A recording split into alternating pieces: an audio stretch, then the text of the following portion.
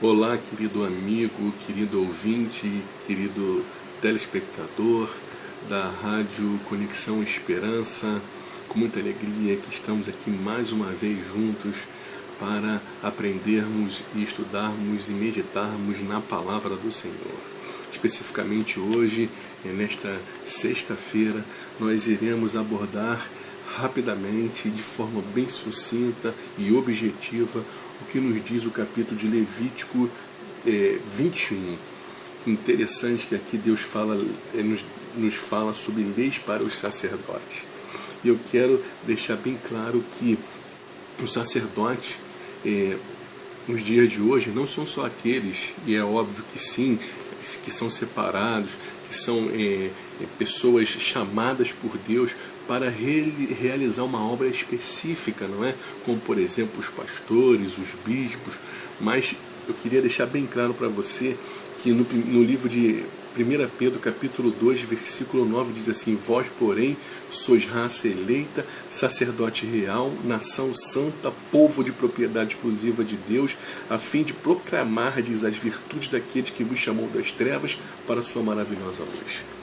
E eu queria aqui estender ainda mais as orientações que Deus dá aqui para mim e para você, que somos homens e mulheres de Deus, que temos um ministério na presença do Senhor, representando-o aqui neste mundo, vivendo para Ele e ajudando-o, cooperando com Ele, para que pessoas queridas e sinceras possam ser trazidas para o reino de Deus e quando Jesus voltar, possa ser levada para os céus e vivermos uma eternidade ao lado do Senhor.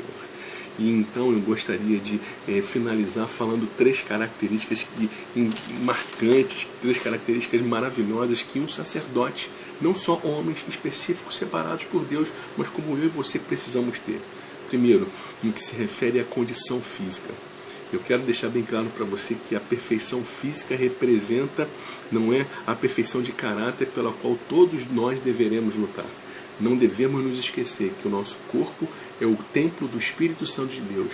Então eu e você precisamos cuidar dele, precisamos nos alimentar de forma correta, precisamos praticar exercícios físicos, precisamos cuidar da nossa saúde.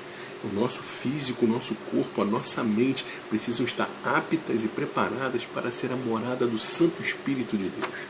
Segundo requisito que um sacerdote de Deus precisa ter, que eu e você precisamos ter, é o requisito da santidade, no que se refere à questão social e familiar.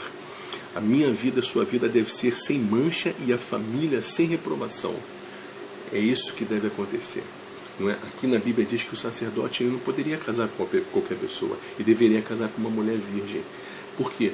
Porque hoje em dia, a pessoa que é um representante de Deus, eu como representante de Deus, você, um pastor, um bispo, uma pessoa que é separada por Deus para a obra, ele precisa ser um exemplo para a comunidade onde ele vive, precisa ser um exemplo para o local onde ele está, porque ele é um representante do Senhor.